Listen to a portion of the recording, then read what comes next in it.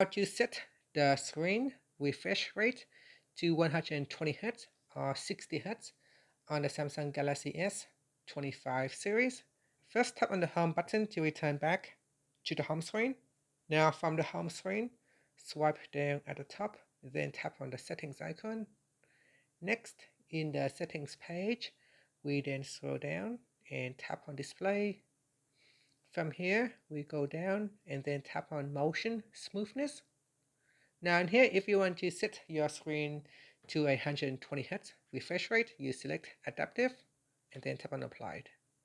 Okay, if you want to set your screen to a standard 60 Hz refresh rate, then you choose standard.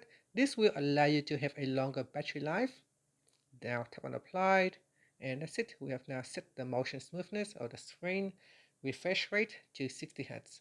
So depending on your usage, if you want nicer animation, it will use up more battery. If you want to save the battery and make it last longer, you would select standard. And that's it. After that, you can tap on the home button to return back to the home screen. Thank you for watching this video. Please like and subscribe to my channel for more videos.